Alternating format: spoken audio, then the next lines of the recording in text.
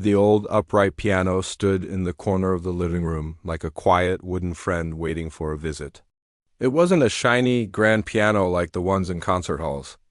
Its once dark wood was faded in places from the sun that streamed through the window every afternoon. Some of the ivory keys were a little yellow, and one of them, a middle C, had a tiny chip right on the edge. But to the boy, it was perfect. It was more than just an instrument. It was a treasure chest of memories. 12-year-old Leo wasn't a piano genius. He knew that. He'd seen other kids play, their fingers flying across the keys like they were born with music inside them. His fingers were different. They were diligent and they knew where to go most of the time, but they often tripped over each other, especially when he got nervous. A simple run of notes could turn into a stumble, and a chord that was supposed to sound full and rich sometimes came out sounding thin and unsure. But the piano in his living room wasn't a stage for showing off how perfect he could be. It was a safe place. It was a place where he could talk without using words. This piano had belonged to his grandmother. She was the one who first taught him how to play, not with strict lessons or practice charts, but with patience and love. He could still remember sitting on the bench next to her, so small that his feet didn't even touch the floor. Her hands, wrinkled and soft, would cover his, guiding them to the right keys. "Listen," she would whisper, her voice warm like a blanket. "Don't just play the note. Feel it. What is it trying to say?" She would play simple melodies, folk songs, and lullabies, and the whole house would feel calm and peaceful. After she passed away, the piano became his way of keeping her close. Every time he sat down to play, it was like he was having a conversation with her. One afternoon, a bright orange flyer was taped to the school's main bulletin board. It had big, bold letters that screamed annual talent show, and pictures of stars and musical notes. Kids crowded around it, chattering and pointing, already talking about the magic tricks they would perform or the dance routines they had choreographed. Leo saw it from a distance and felt a little knot form in his stomach. The talent show was for the popular kids, the confident ones, the ones who weren't afraid to be in the spotlight. He was about to walk away when something made him stop. He thought of his grandmother, and how she always told him that everyone had a song inside them. He walked closer to the board and read the details. It was in 2 weeks. Anyone could sign up. He thought about the kids in his class who would surely sign up. There was the boy who was the star of the soccer team, always surrounded by friends, and the girl who had the most beautiful singing voice and never seemed to get shy. What could he possibly do that would compare? He wasn't a magician or a dancer. He just played the piano, and sometimes, not very well. He walked home that day with the flyer crumpled in his pocket, his mind a jumble of thoughts. He felt a familiar wave of shyness wash over him, the feeling that made him want to be invisible. But underneath that there was something else, a tiny, quiet spark of an idea. When he got home, he didn't go to the kitchen for a snack like he usually did. He walked straight to the living room and lifted the lid of the old piano. The dusty, woody smell filled the air, a smell that always made him feel at home. He sat down on the bench, his fingers resting on the cool, smooth keys. He didn't play anything complicated. He just played a simple melody, one his grandmother had loved. It was a waltz, a gentle, flowing song that felt like a warm breeze. As he played, he closed his eyes. He could almost see her sitting there next to him, humming along, a soft smile on her face. He wasn't thinking about the talent show anymore, or the other kids, or being afraid. He was just playing, and the music was filling the quiet room, and in that moment he knew. He knew what he had to do. He wasn't doing it to win a prize or to get applause from the popular kids. He was doing it for her. He was going to play her waltz at the talent show. It was a promise, a way of sharing the small piece of peace she had given him with everyone else. It was his way of saying, "This is who I am, and this is the person who made me." The next 2 weeks became a blur of school and practice. Every day, the moment he got home, he would drop his backpack by the door and sit at the piano. He practiced the waltz over and over again. His focus wasn't on being perfect. He wasn't trying to play it faster or louder than anyone else. He was trying to play it with feeling. He wanted every note to hold a little bit of the love he felt for his grandmother. There were moments of frustration. His fingers would get tangled in a tricky part of the song, and he would hit a wrong note that sounded like a clap of thunder in the quiet room. He would sigh and rest his forehead on the cool wood of the piano, wanting to give up. But then he would remember her voice telling him to be patient. He would take a deep breath, wiggle his fingers, and start again, slowly. Until the difficult passage became as smooth as the rest of the song, he would practice in the early evening, when the sun would set and cast long shadows across the room. The light would catch the dust motes dancing in the air, and it felt like he was in his own little world, a world made of wood and ivory and melody. He wasn't just learning the notes, he was trying to pour all his memories into them.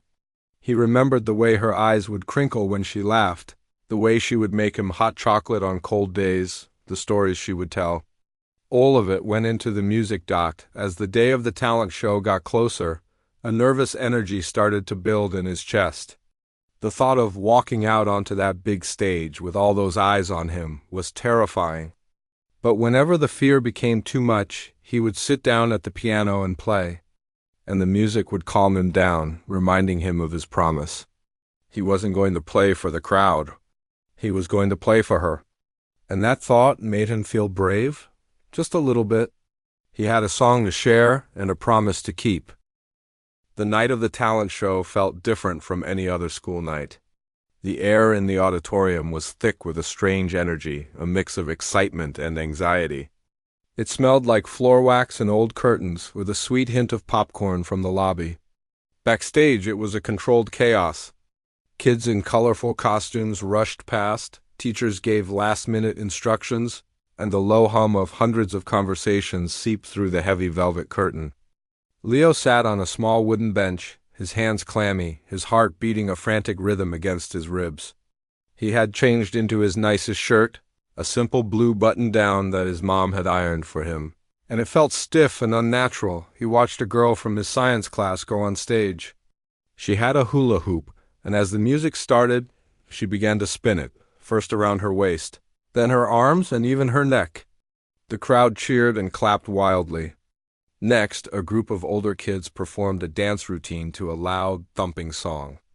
They moved in perfect sync, their confidence radiating from the stage like a bright light. The audience loved it. With each act, Leo felt his own small, quiet performance shrinking in comparison. These were big, loud, impressive acts.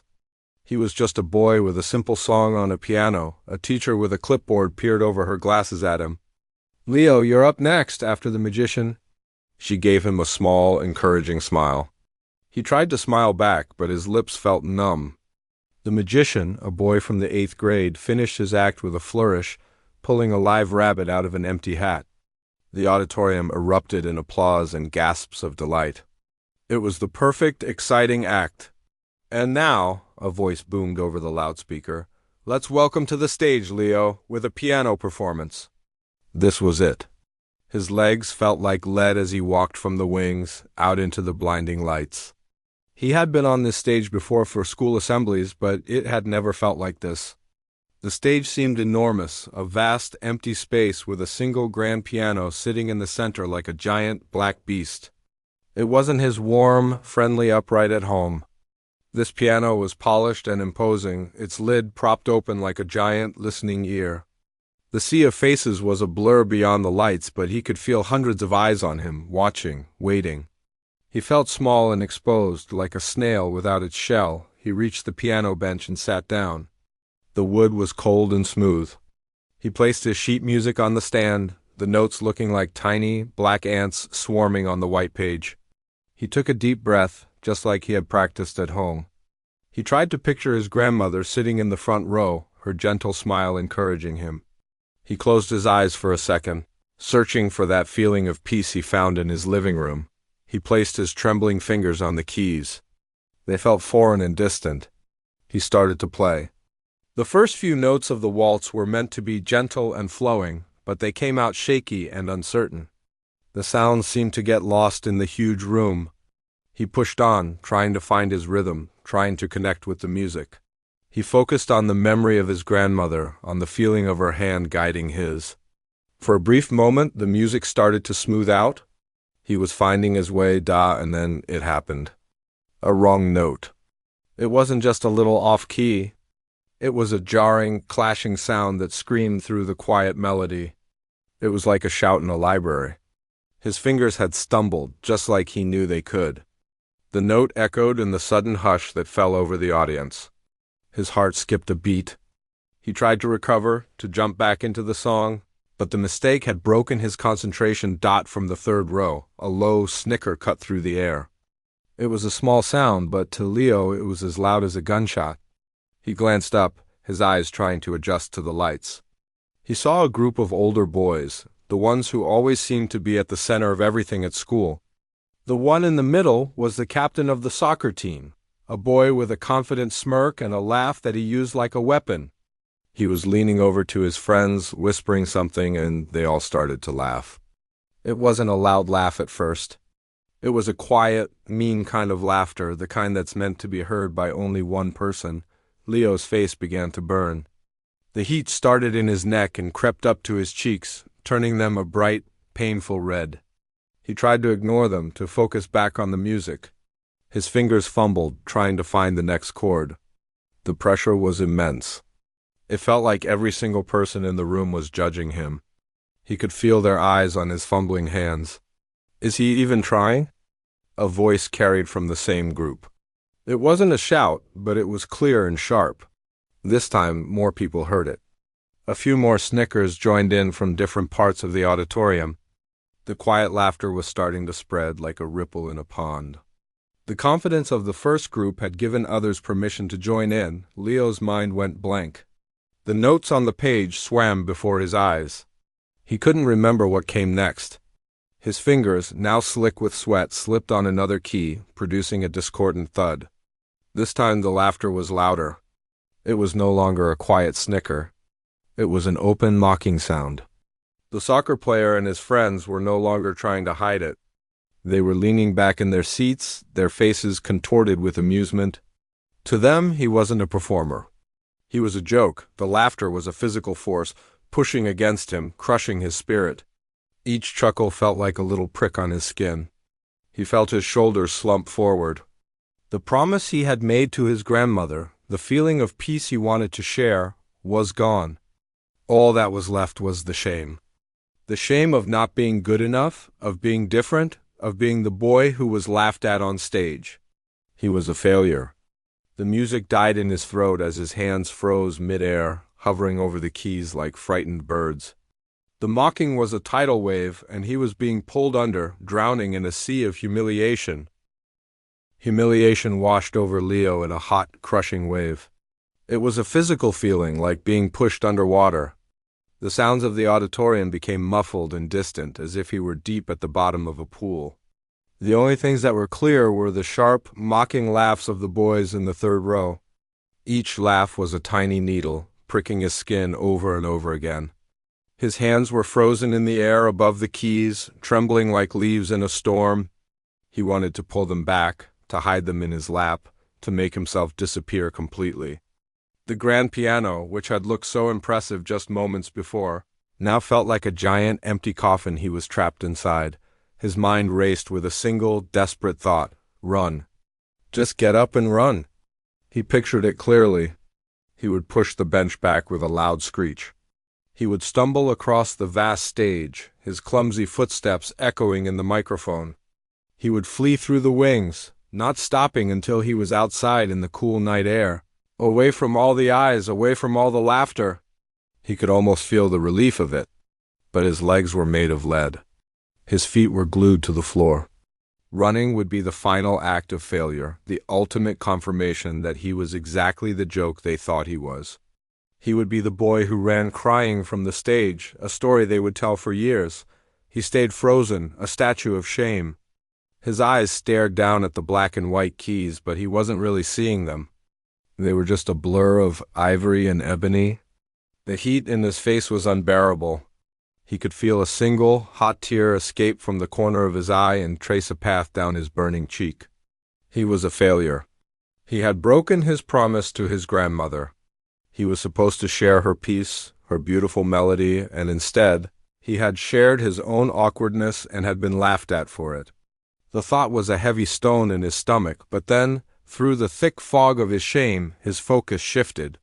His eyes, still wet, began to actually see the keys again.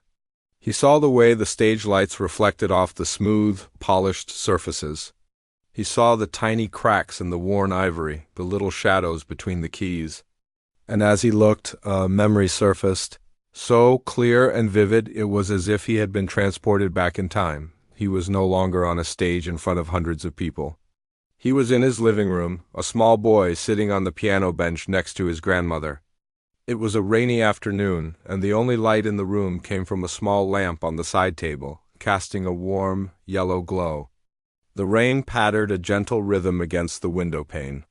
His grandmother wasn't teaching him a song that day. Instead, she had told him to close his eyes. "Just listen to one note," she had said. Her voice as soft as worn velvet dots. She had pressed a single key in the middle of the piano, a simple G, and held it down. The note filled the quiet room. "What do you see?" she had asked. He had shrugged, confused. "It's just a note," she smiled. "No, it's more than that. Close your eyes tighter. What color is it? What does it feel like?" He had sat there, listening, and slowly an image formed in his mind. "It's yellow," he had said, "like a dandelion. And it feels happy." She had laughed her warm, gentle laugh. "Exactly. Music isn't just about playing the right notes. It's about finding the feeling inside the note and letting it out." That memory, that single moment from a rainy afternoon, cut through the laughter and the shame like a beam of light. The heat in Leo's cheeks began to cool, replaced by a different kind of warmth, a deep, aching warmth that spread through his chest. The audience, the bullies, the talent show, it all started to fade away. The only things that were real were him, the piano, and the memory of his grandmother's voice. A sudden fierce surge of emotion gripped him. It wasn't anger. It was something much deeper and more powerful. It was the profound, heartbreaking love he felt for the person he had lost. It was the sadness of her absence and the gratitude for her presence, all mixed into one. He wasn't a failure. He had just been trying to play the wrong song. He didn't need to play the waltz anymore. He needed to play that feeling. He forgot the audience. He forgot the bullies whose laughter had started to quiet down, confused by his stillness. He forgot the waltz, the notes on the page, the expectation of a performance. He was no longer performing for them. He was communicating with her. His hands, which had been trembling with fear, began to move with a new purpose. They were steady now, calm and sure. He took a breath that felt like his first real breath in minutes, a breath that filled his entire body. He didn't look at the sheet music. He didn't even look at his hands. He closed his eyes, shutting out the blinding lights and the blurry faces. He let his left hand find its way to the far end of the keyboard. His fingers settled on a low C, and then he struck it. It wasn't loud. It wasn't aggressive. It was a single, perfectly sustained note. But it was a note that was filled with everything he was feeling.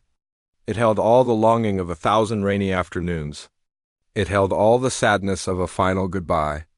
It held all the pure, unconditional love a young boy could hold for his grandmother. The sound that came out of that grand piano wasn't just a musical note.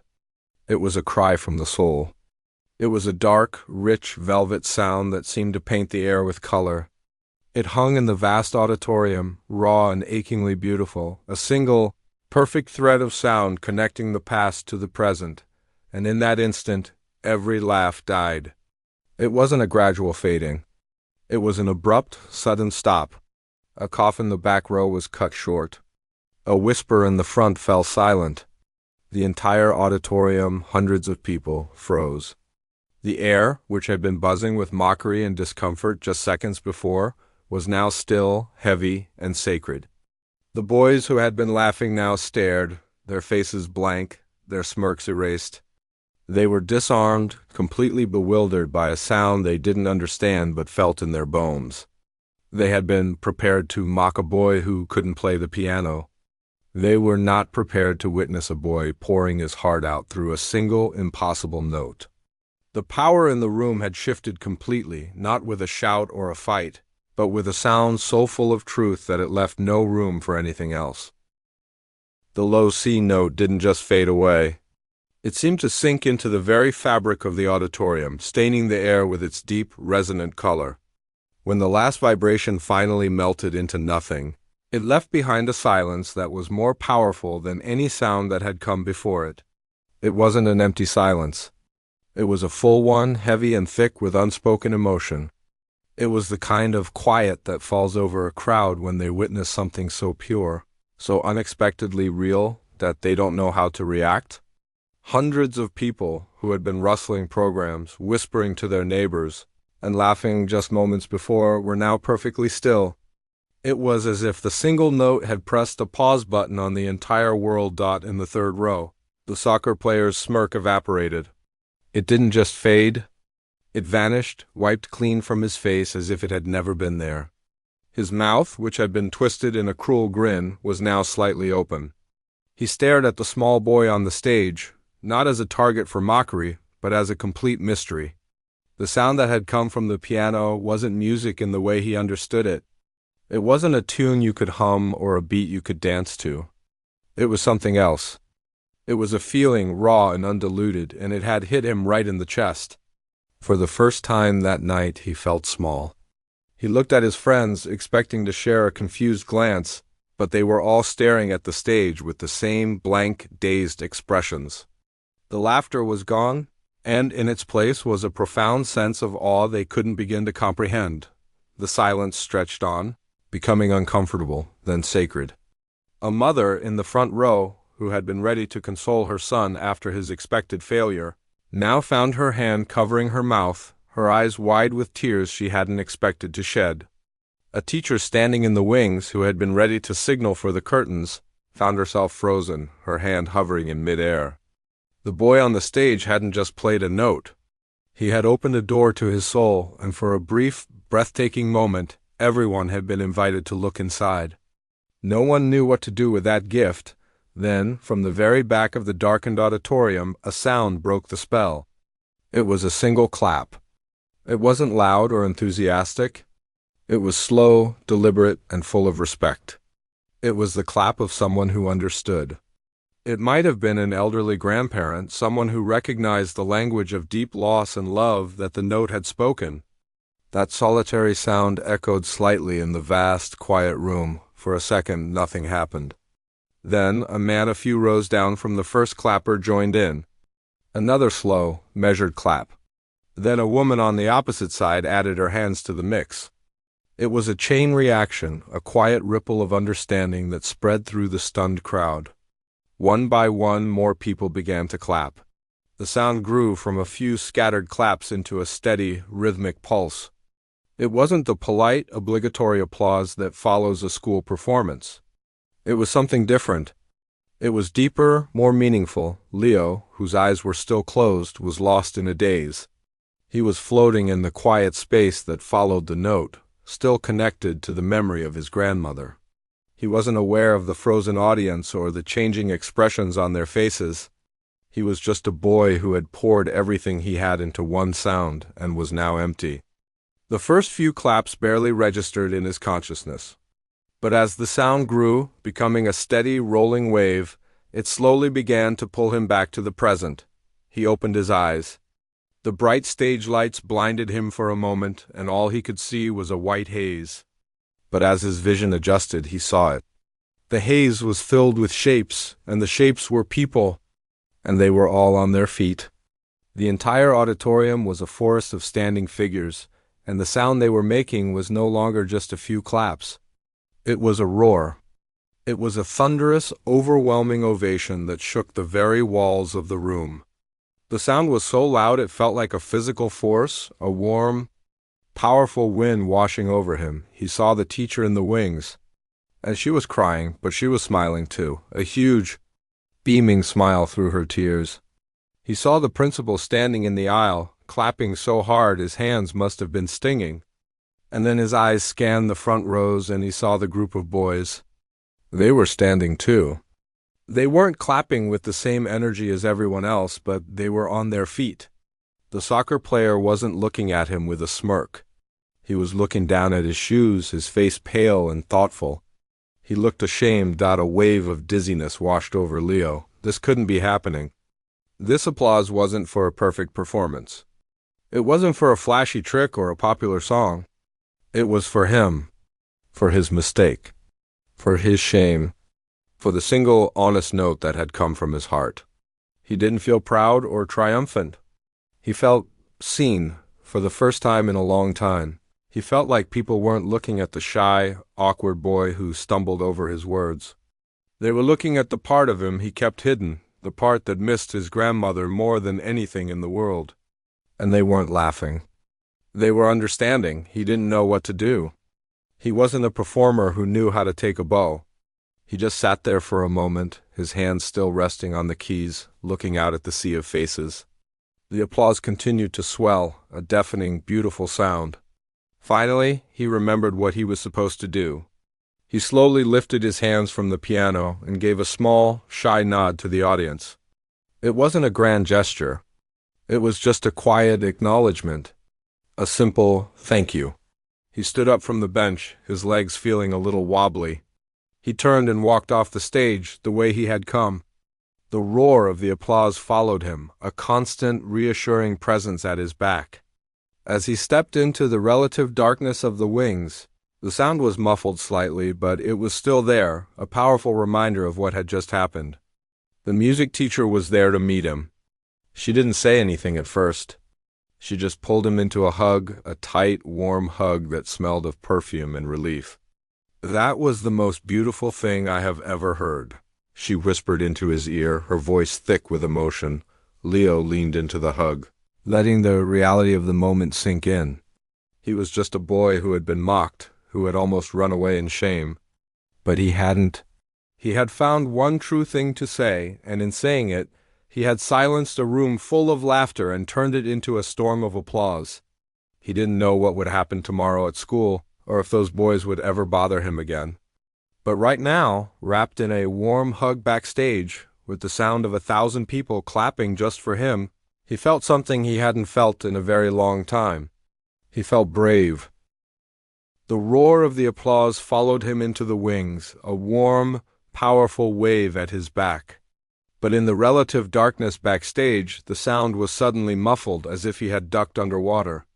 The music teacher was still holding him, her hug a tight anchor in the storm of emotion.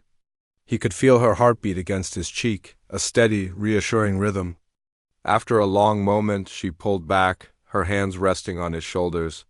She looked at him, her eyes shining with tears that had tracked through her makeup. "That was the most beautiful thing I have ever heard," she whispered again, her voice thick with a feeling that was more than just pride. It was odd. Leo didn't know what to say. He just stood there, feeling dazed, as the reality of the moment slowly began to seep in. The air backstage was a flurry of activity. Kids in costumes were rushing past, a stagehand was coiling a thick cable, and the next act was being announced over the loudspeaker, their voice cutting through the fading echoes of the applause. The world was moving on, but Leo felt like he was standing still, stuck in the bubble of what had just happened. His hands felt empty. His heart felt full. "Your parents are waiting for you by the side exit," the teacher said, giving his shoulder one last gentle squeeze before turning to help a group of younger dancers who were getting ready to go on. He was on his own. He walked down the narrow hallway, his footsteps sounding unnaturally loud on the concrete floor. He felt different. As he passed other students, they didn't just glance past him like they usually did. They looked at him. Some of them gave him small, shy smiles. Others just stared with a look of wonder. He was no longer invisible. He was the boy from the stage. He saw the side door ahead and his parents standing there. His mom had a worried look on her face that melted into a huge, tearful smile the moment she saw him. His dad stood beside her, his hand on her shoulder, his expression a mixture of pride and confusion. They didn't say anything at first. His mom just wrapped him in a hug that smelled like her familiar perfume in the cool night air. "Oh, honey," she whispered, her voice trembling. "Are you okay?" Leo nodded into her shoulder, not trusting himself to speak. His dad put a hand on his back, a firm, steady weight. "We were so worried for a minute there," he said, his voice low and calm. "And then that happened." "What was that, Leo?" He didn't have an answer. How could he explain it? How could he put into words the feeling of his grandmother's presence, the wave of shame and the sudden, desperate surge of love that had poured out of him? "I don't know," he finally managed to say, his voice hoarse. I had to play it for her." As they turned to leave, a figure stepped out from the shadows near the door. It was the soccer player. He wasn't with his friends. He was alone. He looked uncomfortable, his usual confident posture gone, replaced by a slight hunch in his shoulders. He wouldn't meet Leo's eyes, instead staring at a spot on the floor. Leo felt his body tense up, expecting another snide remark, another wave of mockery, but it didn't come. The boy just stood there for a long, awkward moment, shuffling his feet. Then he mumbled something so quiet Leo could barely hear it. "I'm sorry." He looked up for just a second, his eyes catching Leo's. There was no meanness in them, only a raw, uncomfortable confusion.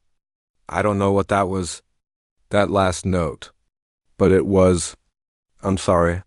He didn't wait for a response. He just turned and quickly walked away, disappearing back into the crowd. Leo stood there, stunned. It wasn't a big, dramatic apology. It was clumsy and mumbled and real, and it was enough. The heavy stone of shame that had been sitting in his stomach since he walked on stage finally dissolved. He felt a lightness he hadn't felt all night. The ride home was quiet. The streetlights smeared past the car windows in long yellow streaks. Leo rested his head against the cool glass, watching the world go by, his mind replaying the events of the evening. The wrong notes, the laughter, the silence, the single, perfect note, and finally the roaring applause. It felt like something that had happened to someone else in a movie. "You know," his dad said, breaking the silence, his eyes still on the road, "when I was your age, I was terrified of public speaking. I had to give a speech in history class, and I forgot every word. I just stood there, shaking, while the whole class laughed. It was the worst feeling in the world." He glanced over at Leo. "What you did tonight, that was the bravest thing I've ever seen. Not because you played the piano, but because you didn't run." His mom reached back from the front seat and took his hand. "We're so proud of you," she said softly. "Not for the applause? We're proud of you for sharing something so important. You shared your heart with everyone tonight." When they got home, the house was quiet and still. Leo didn't go to the kitchen for a snack or to his room to get ready for bed. He walked straight to the living room, to the old upright piano waiting for him in the corner. It looked different now.